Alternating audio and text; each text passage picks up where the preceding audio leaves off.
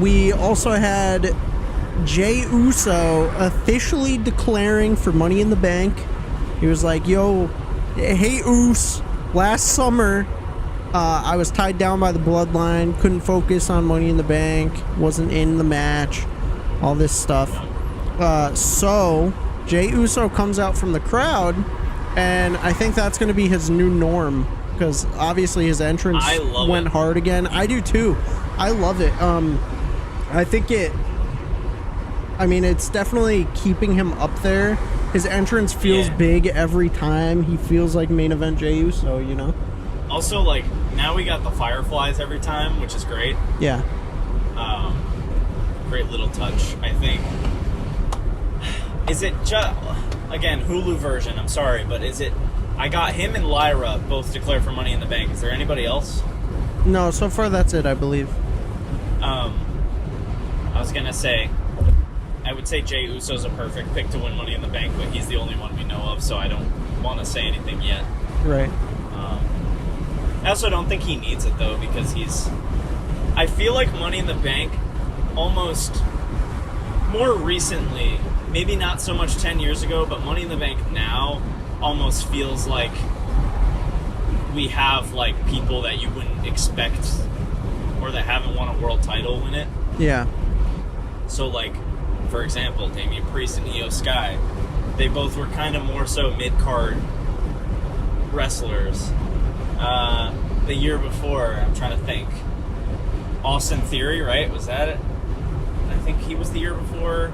Yeah, Austin Theory was... and then, I want to say Liv? That might have been 2 years ago. I don't remember.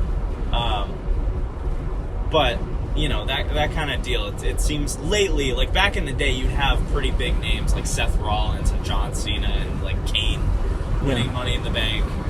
And now it's like we're getting some people that like need that push or deserve that push.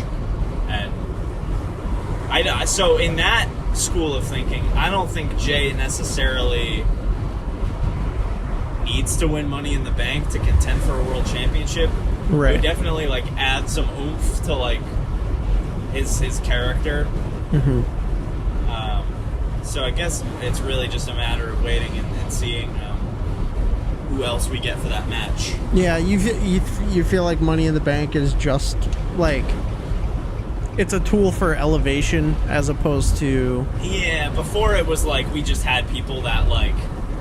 The Money in the Bank matches were a lot more star-studded back in the day. You know what I mean? Yeah, they were. I mean, I also think about it this way.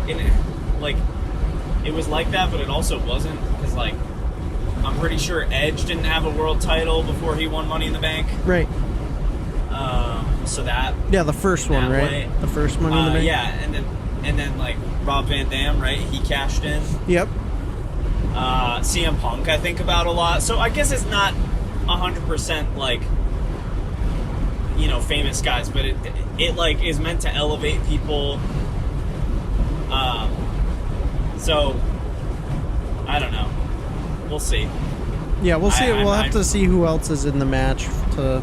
Yeah, really... and we can better guess. But like last year, I was way off. Like I think it was Logan Paul was in last year's Money in the Bank. I thought he was going to win. You know, I feel like and in 2020, I had no idea Otis would win. That was crazy. Yeah. That was a fun little time. But yeah. So we shall see and find out how Money in the Bank looks. But right now, we just got the two. Yeah. And I also don't know how many are going to be in each match. Yeah, we'll see. Because that tends to change too, right? It tends to change from like between like 6 to 8 people, maybe even 10.